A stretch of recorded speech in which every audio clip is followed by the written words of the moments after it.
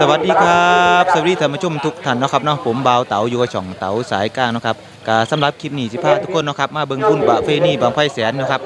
อยู่ที่บ้านหนองบัวบ้านนะครับตำบลหนองบัวบ้านนะครับอำเภอรัตนะจังหวัดสุรินทร์นะครับตอนนี้บังไฟแสนกำลังเข้ามานะครับทางคุณก็จะเป็นถ้ำยุนนะครับนี่บังไฟเข้ามาเลยนะครับทุกคน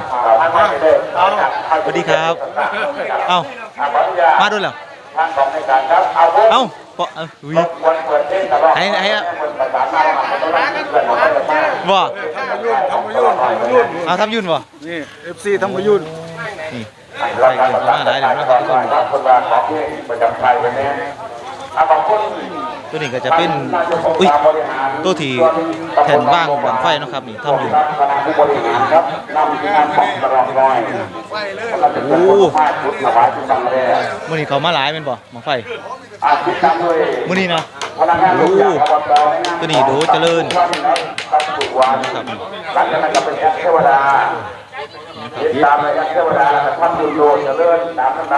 บังไฟมีทั้งหมดประมาณ16-17บังนะครับทุกคนนี่เดี๋ยวคอยชมบรรยากาศไปเรื่อยๆเนาะ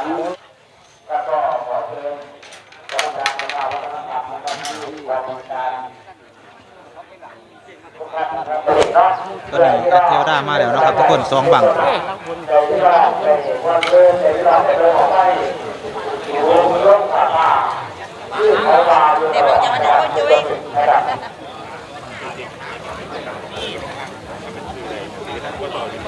ตอนนี้นะครับทุกคนสราชวงศ์ถึงมาถึงนะครับนี่กำลังเอาบังไฟลงจากรถ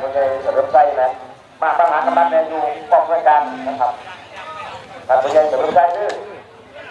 มหากำลังในอยู่ป้องกันบางข่ายเพิ่นก็มัดมาเนาะครับบางข่ายก็บ่ได้มัดมาเนาะครับนี่บ่มัดมามันก็เดินทางมาใกล้เนาะครับทุกคนนี่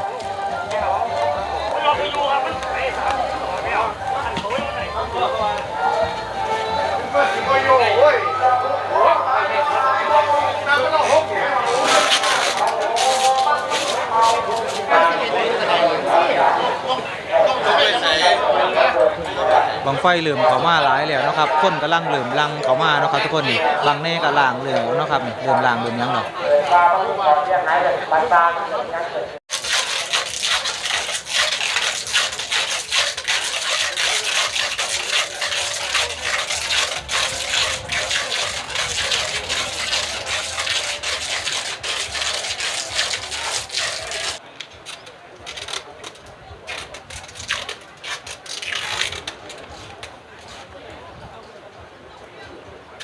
สับส่วน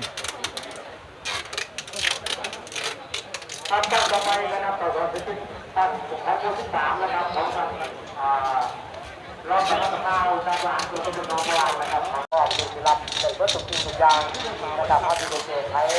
เพราะว่าเขาบริจาคที่นี่ที่คือฝ่ายแต่เขาจับไปเรื่อยๆและการย้ายไปเรื่อยๆนะครับที่เป้าหมายของการกับรับเสียไปนะครับรายงานด้วยไปเอาไม้แล้วเชื่อเอาไม้หน้าแดงลงยกขึ้นตั้งไม่รอดพ้นมาเยอะ70ขึ้นสูงหาเพียงลงขันตาข้างหน้าเป็นหลายข้างหน้าเป็นโดดเจริญบ้านตรงแดงมู14ไว้งานตรงโดด3 2 1ตาดูว่าหรือเรื่องขั้น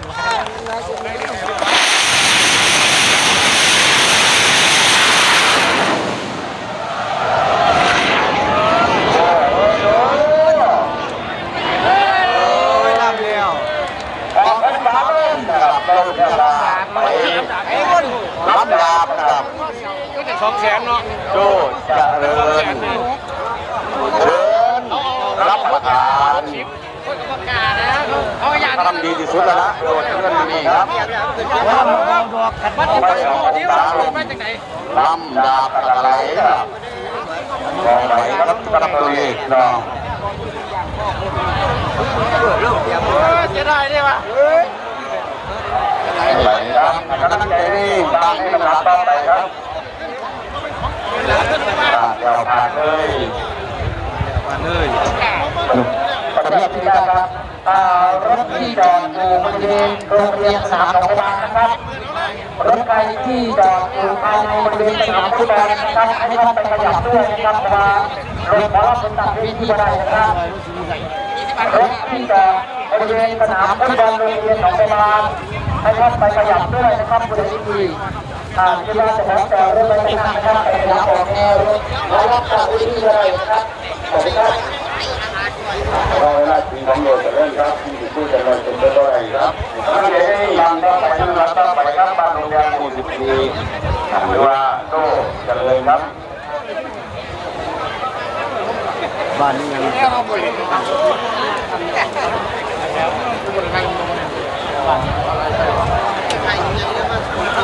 นจะมันออกครับ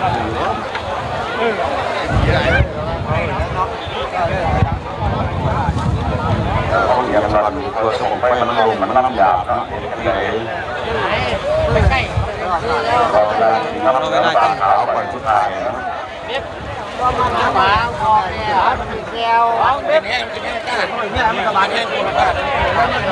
ตามลงมาสนามฟุตบอลให้ท่านไปขยับด้วย เทว นะค ดา รับ หนึ่งกำลังขึ้นฐานนะครับ ผู้ใดที่หมู่ว่าจะขวางจอดรถไปที่สนามฟุตบอลนะครับเพราะว่าเวทีหมอลำอีสานนครศรีนะครับคนจะตั้งนะครับมันตั้งก็ได้นะครับไปขยับไปได้นะครับภายในสนามหญ้านะครับท่านไปขยับออกเลยนะครับ นำทีมด้วยเน่งนำชัยกำลังขึ้น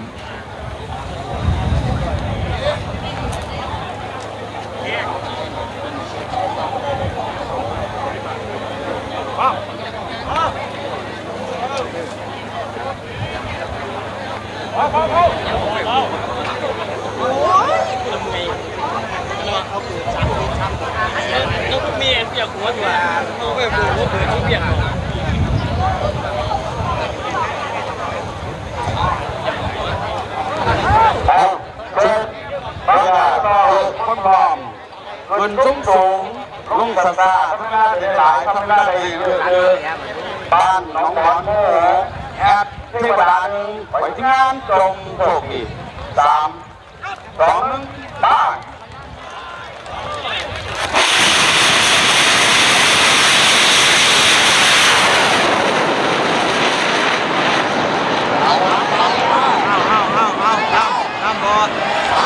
ตามบอไม่เป็นไรโอ้ก้อนยอดเบิ่งข้อสูบบ่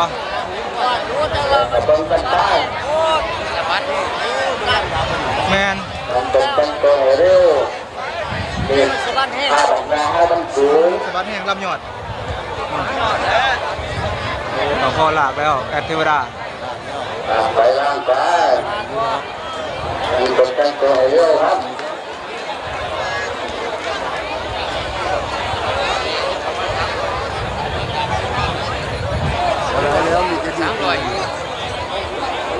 50วางหางเริ่มไปเยี่ยมเปิด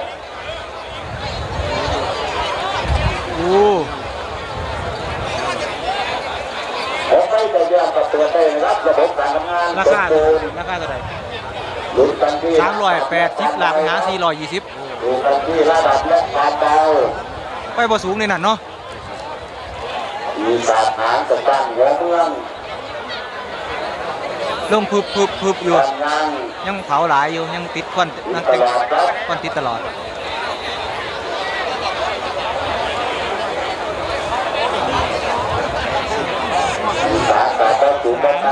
380หลักไปหา420เป็นบ่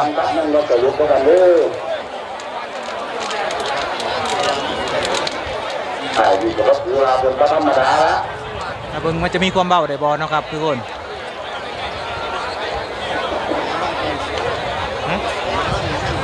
แม่นเกือ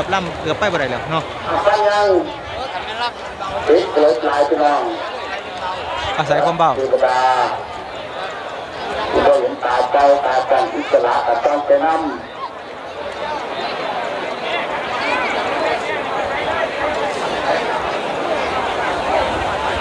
กดไหลแล้ว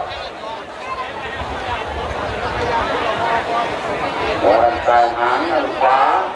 มาโยกเป็นหัวอันขวาหางอันซ้ายใช่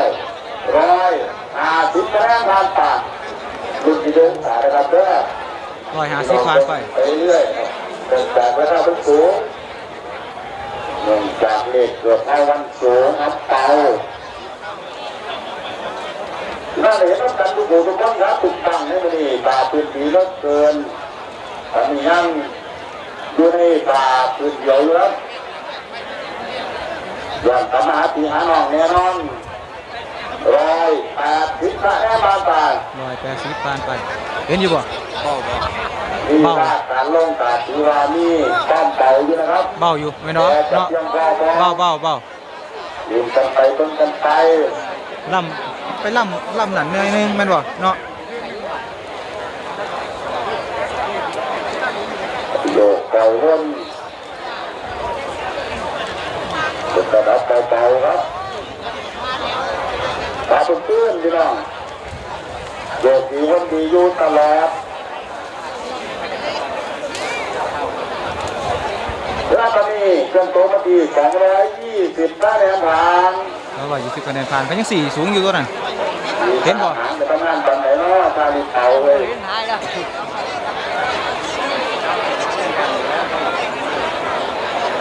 ต้องทำเวลาอยู่กลางอากาศพี่น้องเบิ้งตาขาวเป็นต้น ให้ ทีมแรกกับพี่น้องมัดเจาะเบียร์เข้ามาอันใต้ด้วย2 ตาว่าครับแบบที่ตำแหน่งหางตำแหน่งเทวดาเบียร์เข้ามาแล้วครับแล้วที่เขาขาแจ้งๆจนนี้ได้พี่น้องอีกหนึ่งว่ามันจะลงมากระทบค เทิ รั ง บ นี่หน่อยแล้วนั่น นั่นน่ะ กระทบแล้ว นี่นี่ เวลาในตอนนี้เครื่องโตมาที เห็นแล้ว 10คะแนนผ่าน โอ้ นี่ 270 300 นั่นมันเริ่มแม่ง ครับเลื่อมอยู่เห็นอยู่เห็นแล้ว นั่น ชาลิเตา นั่นคือพาเรือ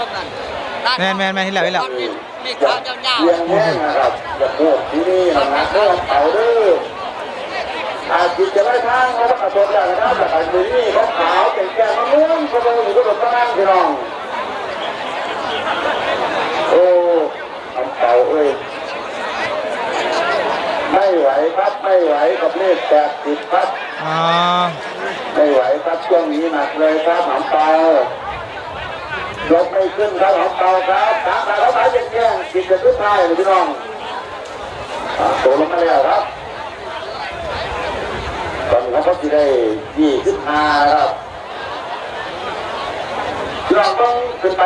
มองนี่ตาดำ3 4กันเลี้ยงกันนะพี่น้องต้นก้อนแรกก็จะเบียดด้านใต้นะครับเบียดก้อนแรกมาแล้วแล้วก็เป็นก้อนที่2ครับมองนั้นแหลมเลยพี่น้องยังคงเวลาอยู่กลางอากาศตาดำก็ทุกท่ายครับเวลาตามลงมาท่านครับ350คะแนน 350คะแนน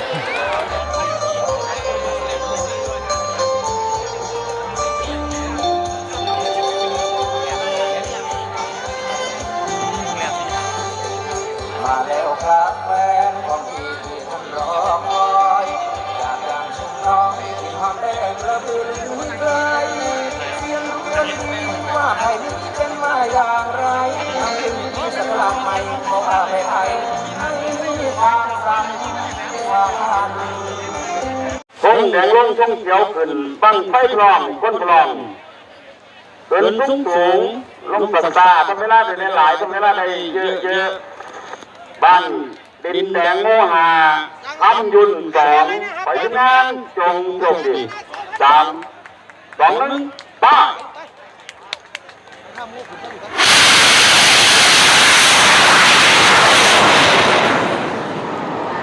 อายุน2ไปมันขาดที่นี่เลย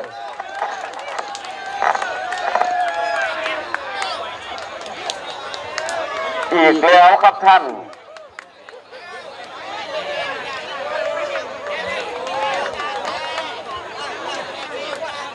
การจะปีนโดมจากต้นทางในจังหวะแรกถือว่ายอดเยี่ยมครับ บ่มีมองตีทำยุ่นดินแดงหมู่45ตีลังกาบึบวับวางหางเลยนะครับบ่ยืดเยื้อเสียเวลาหัวไฟแยมเปิดทำยุ่นดินแดงหมู่5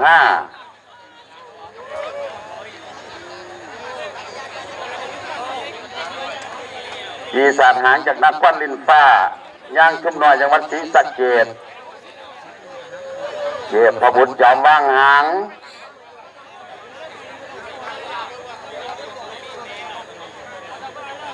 หางดี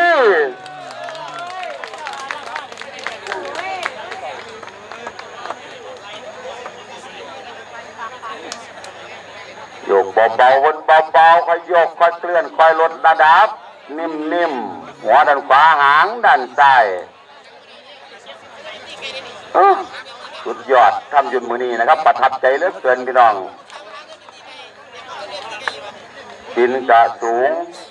ทำงานกะเร็วบ่ยืดเยื้อบ่ลากล่างดนคือเก่านะครับ130คะแนนบาทป่ะฝากเขาขาวนวลๆจำๆพี่น้องตรงกลางนะครับเบิ้งเลยทันยอดเยี่ยมครับสำหรับผู้พูดคุยราคาการลุ้นกันท้ายกับเบิ้งไปนำฟังเวลาจากสุดเวลาไปนำ150คะแนนผ่าน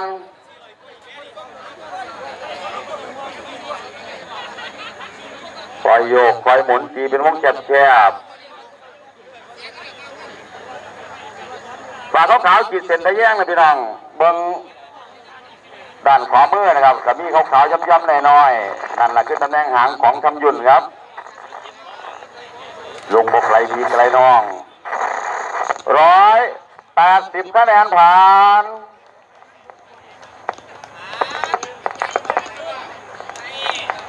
ยอดเยี่ยมครับ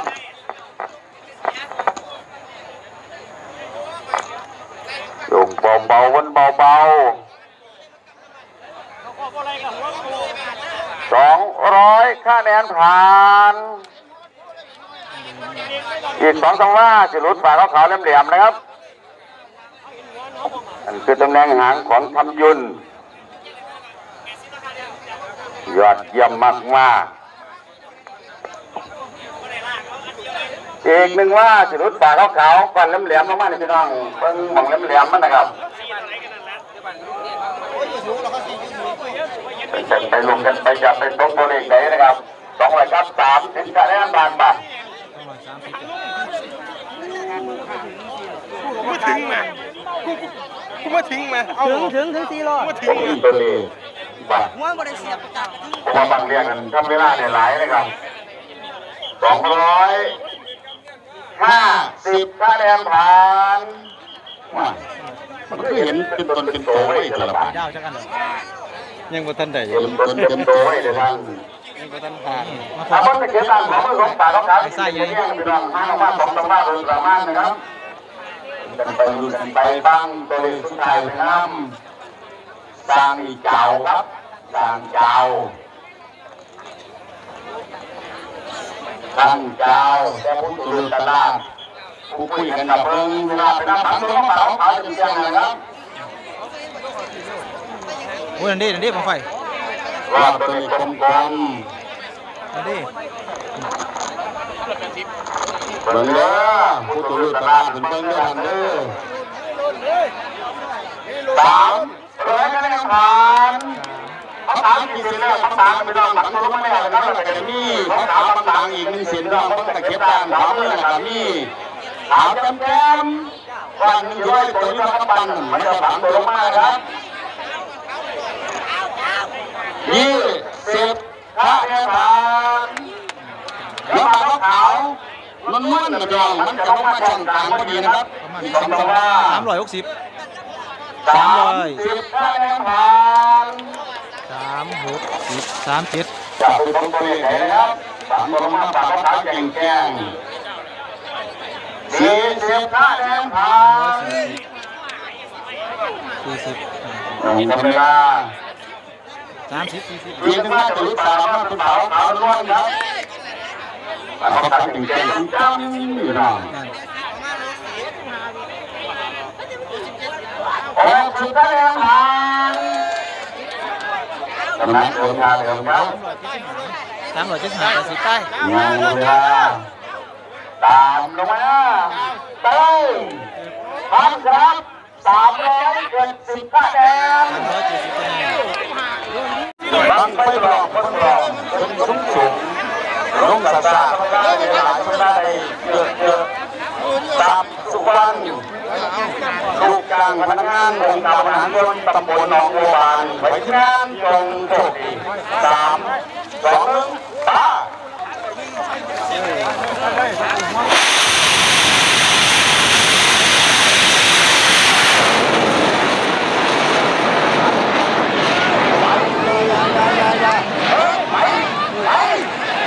เฮ้ยไปได้ลามยอด นี่จังหวะสุดท้าย เต่าแน่เลย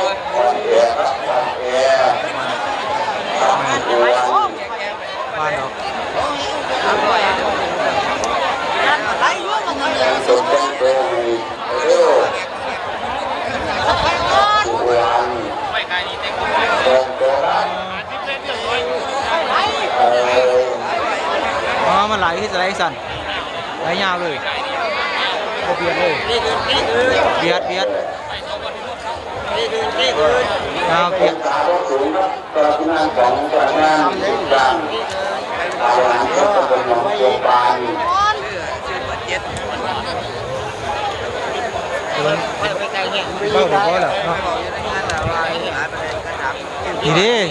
ป้ายบ่สูงนั่นป้ายบ่สูงสับแนมเห็นอยู่ตาเปล่านั่งแนมเห็นอยู่โอ้เบาอยู่เบาดี เป็นโซโลกัน นั่นเด้เบาดีตัวนั้นเนี่ยเห็นตาเปล่าเห็นเลยอาศัยความเบา มันเบ้ากะได้ยุสังมันเห็นกับ เบาเป็นเบา วัน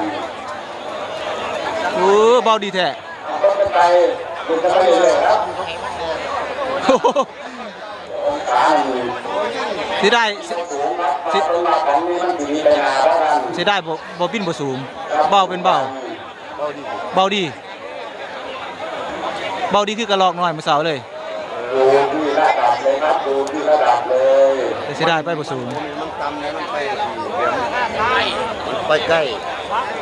มันไปเพียงนี้รู้มาได้กับ บ่ติ้งคิงเลยเบาเป็นเบาเลยนั่นเด้เบาเป็นเบาเลยบ่ติ้งคิงเลยบ่ลงเลยบ่ลงเลยนั่นเด้นิ่งจริงๆเลยหายก็วาว บ่ลงเลย แม่นบ่ กันนั่นเด้นั่นนกละวะบ่นั่นเด้เนี่ยตาเปล่าชัดเจน ดูน้องจั่ว สำวาวเลยนิ่งจริงๆเลยโอ้ยสิได้ไปบ่สูงนิ่งเลยนั้นบ่ลงเลย อยู่ บ่ลงเลยเบาเป็นเบานี่เด้บังไฟเป็นหมดนี่โอ้ยความเบาสุดยอด ได้330 60 อี เจ้าแล้วนะโอ้เห็นอยู่ นะนั่น เบาอยู่ เบาเป็นเบา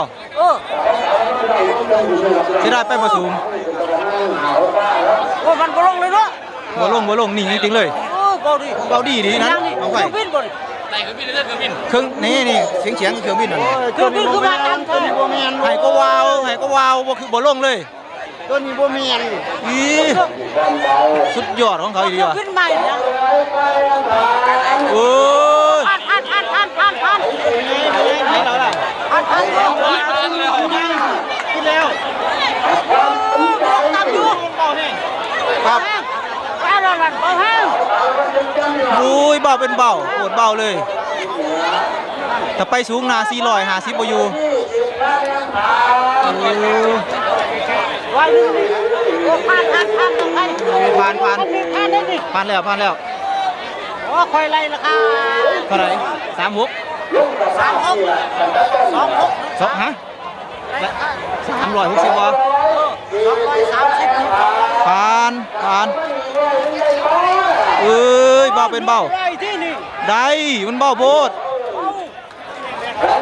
มันบ่ลงเลยนี่ มันบ่ลงเลยนะ มันบ่ลงเลยอะมันเบาโพดอุ้ยสุดยอดทรัพย์สุวรรณมาตรฐานหางเบาเป็นเบาเว้ย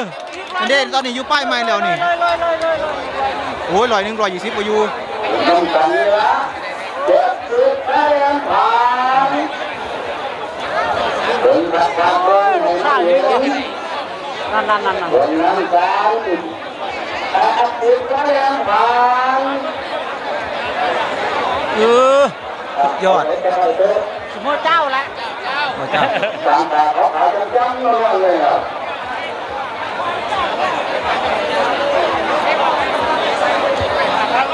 เดี๋ยวเราเก่า300คะแนนผ่าน ผ่าน300ผ่าน ผมมาเลยตัวเจ้าเลยมันเหลือแต่เจ้าใหญ่ เจ้าละ เจ้า 10คะแนนผ่าน เจ้าละเจ้า เด็กว่าเด็กว่ากับต้องการเหลืองนะครับ ราคา3-60เด้ 20คะแนนผ่านโอ้โอ้โหพี่น้องโอ้โหครับนะครับก็จะ ใส่วิ พี่ น น้ เบา อง ครับวินสูงหลาย 30คะแนนผ่าน ๆนั่น เป็นทุ่งได้อยู่ โอ้ยเป็นไปได้พี่น้องโอ้ย มันลงดี มันเบาดี มันขับดีๆเนาะ บ่ถึงบ่ผ่าน ท่านครับ340คะแนน 340คะแนน ตั้งไม่ปลอมทดลองขึ้นสูงลงสันดาที่น่าหลายที่น่าได้เยอะๆหนองมัวบานหมู่11ป้าหลังฝนไหวงานจงโชคดี3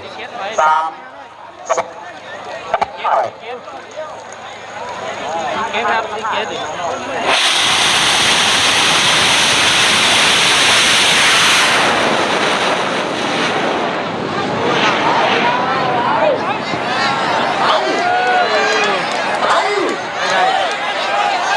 โอ้ยหมดคนถามพี่น้องว่าจะถึงบ้านเป็นข้าวจะว่าข้าวจะไม่ได้แย่จนถึงนั่น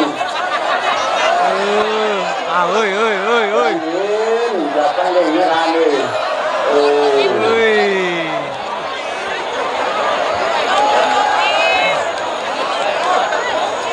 เดินทางสิ้นสุด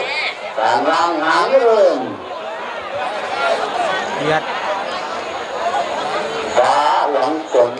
หนองบัวบานหมู่11 โอ้เขาก็ลา โยกเอาเกณฑ์ออก โยกออกเดินออก ขาดไปล่างใต้ ต่างเล่าเป่าหู้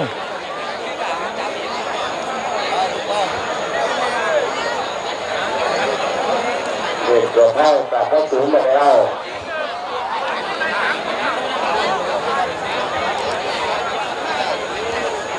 กำลังออกดาบอยู่นะครับหัวก็ยันแล้วฟ้าหลังฝน เบาอยู่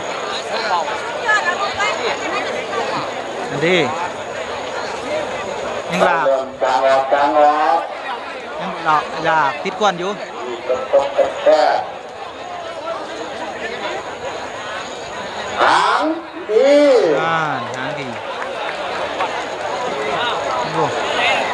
โอ้มันก็ปวดจับนี่แต่ละครั้งเบาหลายครับ เขาหลายเบาหลาย ฟ้าหลังฝน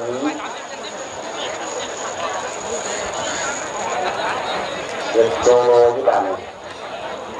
โยกแล้วครับเดี๋ยวใต้หางทางขวาฟ้าหลังฝนมันจะไปลงกันไปครับฟังตัวเลขจากสุนิราไปนั่ง30คะแนนผ่านไป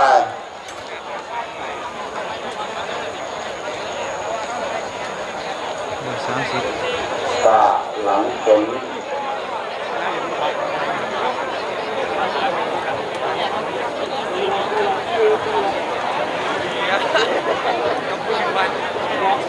ตาเป็นคนแค่สลับ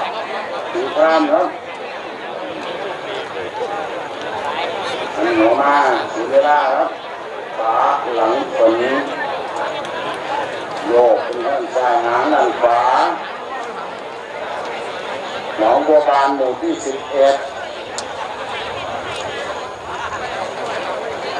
โยกก็เป็นหัวด้านซ้ายหางด้านขวาทีนึงครับขาเขาขาวม้วนเรื่อง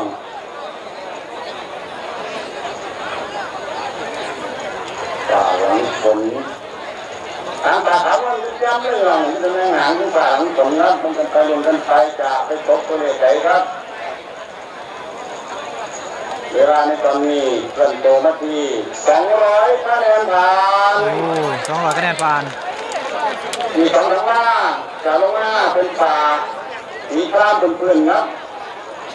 ไปโยกไปเพื่อนไปรถกระดับเป่าๆนิ่มๆป่าหลังฝน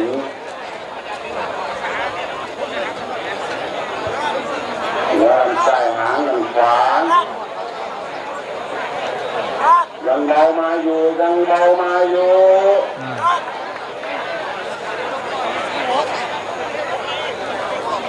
แล้วตอนนี้เป็นตัวมาที่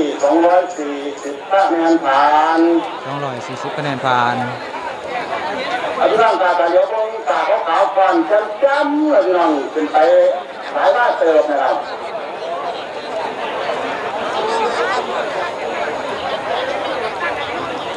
นี่คือตำแหน่งหางของตาหลังฝนครับ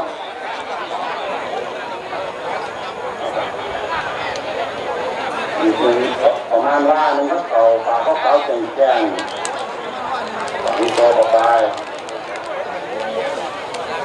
นะเดินมาเดินครับขาวๆจำๆสีแรกพี่น้องตอนนี้หันหัวมาทางใต้มือนะครับแต่นี่เขาขาวจำๆแจ้งๆ1ก้อนครับ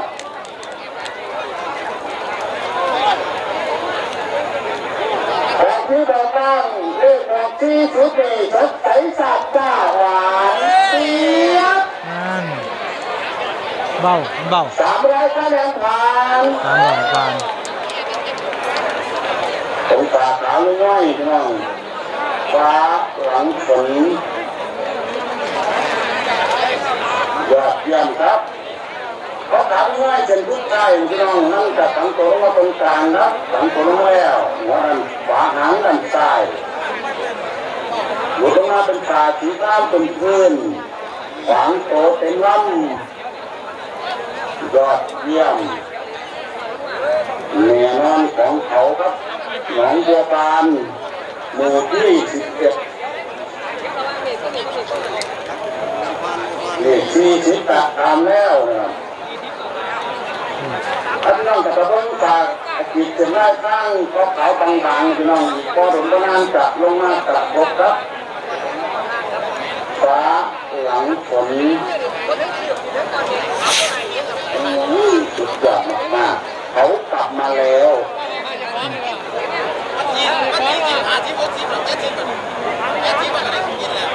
เลข70จะทำแล้ว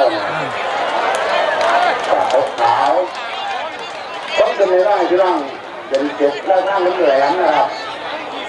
โอ้นั่นเด้บังไฟนั่นเด้ ต้องตั้งอยู่ไล่ตั้งอยู่ไล่เกิดไปอยู่ด้านขวามือเด้อคือทางย่างไงนั่นนี่เหรอทางย่างไงนั่นกระถึงก้อนมีเหรอ เดี๋ยวมาด้านขวาของตาขาวๆกับทุกทายนะครับ นั่นเด้ป้ายใหม่แล้วนั่น เราเหมือนเดิม ป้ายใหม่แล้ว เดินกระโดด เป๊ะ ตามลงมาเติมพันครับ405คะแนน 105คะแนนฟ้าหลังผมสำหรับคลิปนี้ผมก็จะขออนุญาตโต้กลับก่อนนะครับทุกคนสำหรับคลิปนี้ผมก็มีอย่างไรนะครับฝากพี่ฝากน้องเจ้าเลยครับฝากกดไลค์กดแชร์กดติดตามเพื่อเป็นกำลังใจทีมงานช่องเสาสายกลางนะครับสำหรับคลิปนี้ผมขอจบคลิปไว้เพียงแค่นี้นะครับเนาะไว้เจอกันใหม่คลิปหน้านะครับสวัสดีครับ